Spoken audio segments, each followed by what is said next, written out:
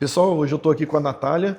Esse é o primeiro vídeo que a gente está fazendo para o YouTube e vamos fazer um bate-papo aqui para trazer dúvidas, para esclarecer dúvidas, trazer dúvidas também. Hoje sobre folha de pagamento. A Natália é nossa especialista de departamento pessoal aqui e nós vamos fazer algumas perguntas aí que sejam úteis para você que é gestor, né? Então seja bem-vindo aí no sofá da Zuri que vem tomar um café com a gente. Natália, a primeira pergunta que eu tenho certeza que todo mundo quer saber é: estamos com um problema de mão de obra, tem um problema geral de mão de obra, ninguém consegue contratar, e a gente faz isso todo dia aqui, né, contratação dos nossos clientes. Quais dicas você dá para quem quer contratar, né, você que está vendo isso todo dia, quais erros também você encontra na hora de contratação que chegam aqui para a gente? Os erros de contratação que nós vemos aqui durante o dia a dia é o quê? A mão de obra, às vezes o cliente quer rapidez na contratação e não analisa o perfil do candidato para a vaga do segmento da empresa dele. Contrata muito rápido, quer contratar de imediato, acaba não tendo uma análise mais a fundo do perfil daquele colaborador, né, para a empresa. E uma das dificuldades também é o quê? Nessa contratação muito rápida, acaba contratando pessoas que não é experiente e tendo uma frustração lá na frente depois. Eu falo que eu sou contador, mas eu também sou empresário. E o contador tem que ter a visão do empresário. E aí eu sempre procuro ter a visão do empresário. E eu faço os mesmos erros, cometi os mesmos erros, e de vez em quando eu acabo cometendo os mesmos erros que eles cometem. Na hora da urgência, contrata, e aí depois você vê que contrata fora do perfil. O que é fora do perfil, né? Explicar para o pessoal. Por exemplo, um exemplo bem drástico assim. Às vezes a pessoa vem aqui pedir emprego e aí você vai ver no currículo ela está fazendo farmácia. Poxa, farmácia vai trabalhar no escritório de contabilidade, né? Ou eu pego uma pessoa do direito e coloco lá para fazer os impostos. Então, assim, o perfil da pessoa, às vezes o perfil da pessoa é um perfil mais técnico, ou o perfil da pessoa é um perfil mais comunicativo. E aí não adianta você pegar uma pessoa perfil técnico e colocar, por exemplo, no comercial. Você tem uma pessoa que é muito comunicativa e colocar num perfil que é mais técnico. Então, a grande habilidade que eu falo para o empreendedor que eu aprendi, que é para diminuir esse erro que acontece muito, né? É isso, é você entender qual o perfil da pessoa para a vaga que ela se encaixa, né? Então, isso é muito legal. E aí eu tenho aprendido isso, de colocar a pessoa no perfil certo, e às vezes, é claro que eu confesso que às vezes a gente acaba errando. E aí a gente é que contratou errado. Não é que a pessoa é ruim, é que você contratou errado, o perfil da pessoa não é aquele perfil, né? Para aquela vaga em específico. Igual mesmo você disse aqui, às vezes tem uma pessoa numa vaga tal e ela se destaca mais no comercial, no departamento pessoal, para lidar mais ali com o cliente. Então, por isso que analisar o perfil na hora de uma contratação é muito importante. Lógico, igual você falou, às vezes vai errar, vai acertar, mas sempre analisar o perfil para melhor se encaixar ali no cargo que você precisa para sua empresa. E outra dica que você daria seria o histórico, por exemplo? Histórico, realmente pedir indicação, que às vezes a gente vê lá no currículo, trabalhou numa empresa X multinacional.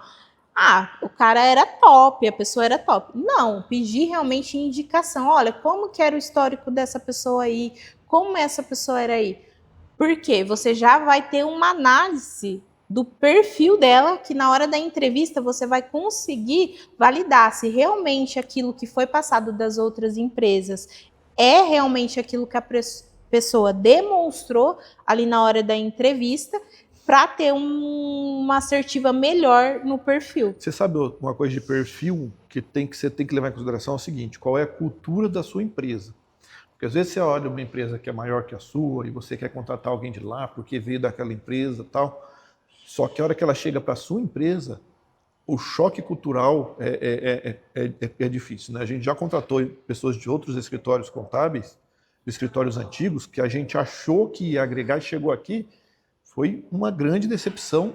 Por quê? A pessoa até tem suas capacidades, mas ela veio com os vícios culturais de um outro escritório e não se adaptou com o nosso. E assim, a gente aqui é muito firme com cultura. A cultura da empresa ela tem os seus princípios e você não pode negociar de acordo com a pessoa. Poxa, a pessoa que tem que se adaptar à cultura e não a cultura se adaptar às pessoas, né? Então, falando de perfil, essa questão de cultura, né? O que você... Assim, tem gente que nem tem a cultura. Então, é uma outra dica aí, meu. Observe, pontue a cultura da sua empresa para você saber quem é a pessoa que vai se adaptar. Por exemplo, a cultura aqui da Zurich é uma cultura de querer atender sempre muito bem. Então, todo mundo aqui tem que ter essa cultura de comprometimento, de atender, de querer falar com o cliente. Pessoa que não gosta de cliente, que não gosta de falar com as pessoas, ela não vai performar tão bem aqui. Talvez em outro escritório ela performe, entendeu? Sim. Então, às vezes, não é que a pessoa é ruim, às vezes é que ela não é a peça que se encaixa nesse quebra-cabeça seu aí, da sua empresa, né? Então, isso é muito interessante, né? Que tem que deixar bem claro isso da questão da cultura, igual você mencionou. Qual é a cultura? E você não abre mão dessa cultura. Então, qualquer funcionário que entrar, independente do cargo que ele tiver dentro da empresa, ele vai ter que seguir a cultura que você preza ali. Igual o Jomar mencionou, a Zurich preza no atendimento com excelência. Então, todo mundo aqui tem que atender bem, independente da função, tem que gostar e ir adaptando, né? Tem pessoas que chegam na empresa, não é comunicativa. A gente vai trabalhando de uma forma para que essa pessoa se torne comunicativa. Então, ter treinamentos também, né? Às vezes a gente fala da cultura, precisa estar na cultura, mas não teve um treinamento, não mostrou para a pessoa qual que é a cultura de fato da empresa, a pessoa vai se sentir perdida, você não vai gostar do trabalho dela, mas por quê? Não alinharam o propósito ali na hora da contratação. Outra dica muito importante é você fazer a integração. No começo, quando a gente era menor, a gente não fazia, e aí até por orientação de uma assessoria a gente começou a fazer, e hoje a Natália faz todas as integrações. O que é? O colaborador chega, por menor que seja o seu negócio, senta com ele ali, explica o que você quer, da onde você veio, quais são os teus planos, o que você espera dela. Eu acho que isso é muito importante, você alinhar as expectativas. Então, o que você espera dessa pessoa e o que essa pessoa espera da sua empresa, né? Então, poxa, o que ela quer da sua empresa, você vai poder proporcionar? E o que você espera dela ali? Eu acho que é muito importante ter essa conversa, ter essa integração. Olha, qual é a cultura do seu negócio? Qual é a tua história? Quais são os teus diferenciais no mercado? Então, essa pessoa ela tem que comprar aí toda essa ideia da sua empresa junto com você, né? E isso é muito legal. Outra coisa que a gente pode, acho que é dar de dica, já monta ali um planejamento de contratação. Poxa, você já está vendo o teu crescimento, tenta prever quando é que você vai precisar de mais um colaborador para você ter tempo de escolher, de procurar, de encontrar a pessoa certa. É aquilo que a gente falou no começo. Você precisa da pessoa hoje e contrata hoje. Realmente você vai errar, né? Então faz isso. Demita rápido e contrate devagar. Geralmente a gente faz o contrário. A gente demora para demitir, com certeza, aumenta os problemas e na hora de contratar, contrata rápido. É o contrário.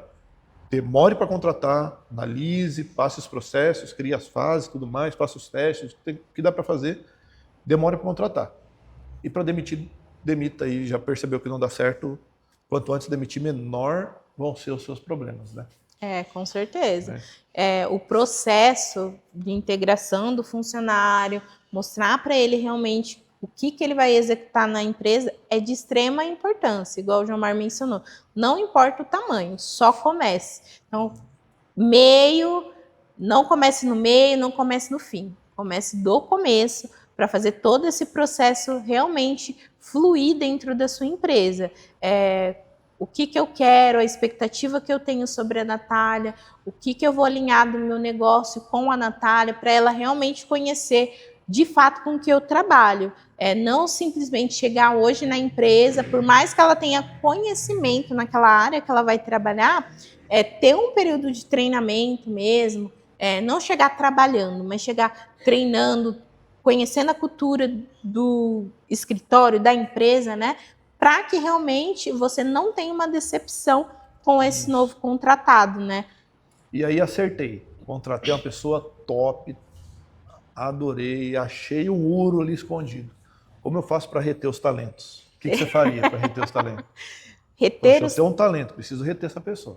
Não posso perder, porque também é outro desafio, né? Sim, sim. Eu acho que propor ações dentro da organização, onde a pessoa pode se sentir pertença mesmo da empresa, projetos que ela possa pertencer Pertencimento, àquilo ali, pertencimento. senso de pertencimento. Às vezes não é só questão de remuneração que vai fazer a pessoa ficar. A maioria das contratações, a gente vê aqui pessoas que ganham 10 mil, 15 mil reais pedindo demissão. Por quê? Não é o salário, mas sim a questão de pertencimento dentro da empresa, onde a pessoa pode dar sugestão. Ah, a pessoa vai mandar no seu negócio? Não, não é isso. É a pessoa ter a liberdade de realmente, olha, dar opiniões sobre um processo, igual aqui na Zuri que a gente está com comitês. Então, selecionamos algumas pessoas. Nesse comitê, a gente vai abordar alguns assuntos. Ou seja, os colaboradores vão se sentir pertencentes nos negócios ali de cada Legal. comitê. Então, fazer com que ele se sinta parte da sua empresa, né? Eu acho que é comprar mesmo a bandeira da empresa, né? Então tem Isso. muita gente que está aqui, né? E está mesmo pelo propósito, pelo projeto, né? Sua empresa é um projeto. A gente tem um projeto de crescer muito, né? Sim, tem um plano de carreira dessas pessoas, até o ponto aqui, a gente tem o objetivo das pessoas chegarem a ser sócias da empresa. Por que não? Você dá ali um percentual de participação, não precisa dar 50%, 90% da sua empresa, não. Uhum. Tem empresas aí que dão 1%, 0,5%, mas, poxa, já é uma carreira da pessoa chegar a ser sócia, distribuir lucros, por que não? Se você, né?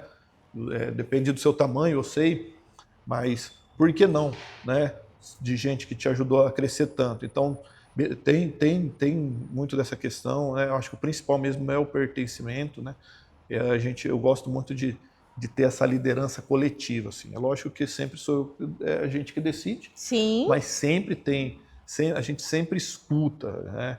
Sempre do princípio de, poxa, preciso ouvir e analisar.